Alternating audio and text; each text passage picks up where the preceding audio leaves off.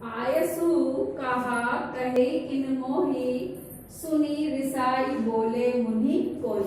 भगवान श्री राम कहते हैं कि आप मुझे आज्ञा दीजिए कि मुझे क्या करना है। इस बात को सुनकर के जो मुनिवर है वो अत्यधिक क्रोधित होकर के बोलते हैं। सेवक सो जो करे सेवकाई, कि हे राम सेवक तो वह होता है जो सेवा करता है। अरे करनी करी करे लड़ाई, जो बिना कारण के ही लड़ाई करता है वह सेवक नहीं होता है। सुनेहु राम जय शिव धनु तोड़ा, कि हे राम सुनो जिसने भी शिव का धनुष तोड़ा है। सहस बाहु सम सो रिपु मोरा, वह सहस बाहु के समान मेरा शत्रु है। सहस बाहु एक राक्षस था जो परशुराम जी का शत्रु था, जिसको उन्होंने मारा था। सो बिलगाव बिहाई समाजा, जिसने भी शिव धनुष को तोड़ा है ना, वो इस समाज से अर्थात इस सभा से निकल करके अलग हो जाए। न तो मारे जे ही सब राजा, नहीं तो जितने भी राजा यहाँ पर उपस्थित हैं वो सब मारे जाएंगे। इसलिए जिसने भी इस धनुष को तोड़ा है वह इस सभा से निकल करके अलग हो जाए, नहीं तो उपस्थित जितने भी सारे राजाएं हैं वो सब राजा मारे जाएंगे। सुनि मुनि वचन लखन मुस्काने, परशुराम जी के वचनों को सुन करके लक्ष्मण जी मुस्कुराते हैं।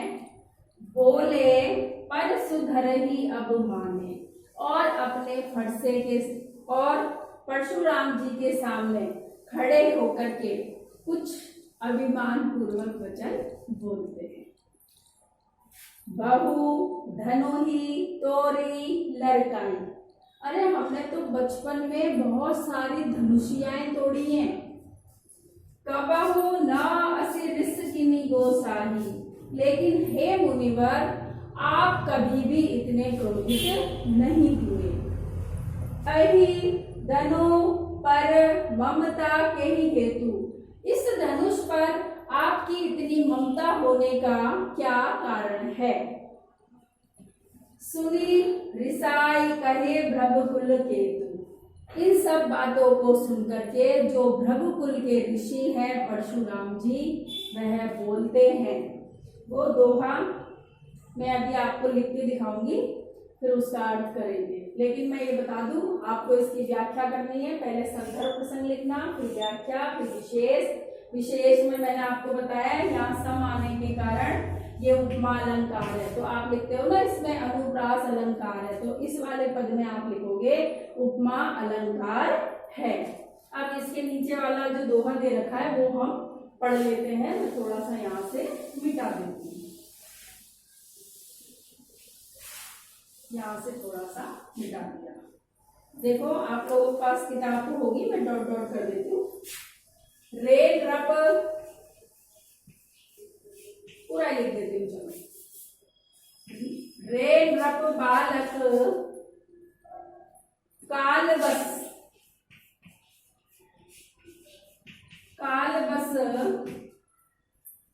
बोलत तो ही ने संभार, नहीं संभार।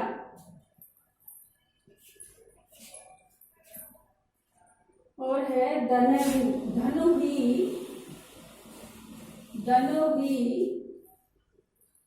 सम, इसमें भी उपमा अलंकार है ना। सम त्रिपुरारी धनु विदित सकल संसार, विदित सकल संसार, विदित सकल संसार।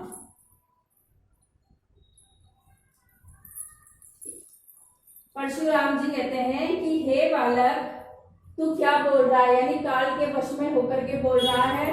तू जो बोल रहा है उसकी तुझे संभाल नहीं है, संभाल यानी तुझे होश नहीं है कि तू क्या बोल रहा है। धनु सब त्रिपुरारी धनु, जो ये धनुष है वो भगवान शंकर का धनुष है और इस बात को सारा संसार जानता है।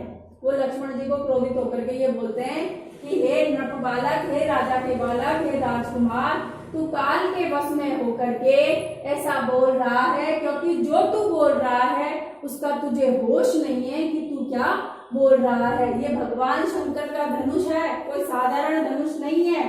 इस बात को सारा संसार जानता है। आज हमने तुलसीदास जी का जो एक पद और दोहा था वो आज हमने कंप्लीट कर लिया। अगली क्लास में हम दोबारा दूसरा पढ़ेंगे। जब तक के लिए आप ये पढ़ना और इसकी व्याख्या करना। यदि कुछ समझ में नहीं आता तो कमेंट बॉक्स में लिखना। आज के लिए बस इतना ही, अगली क्लास में फिर मिलेंगे।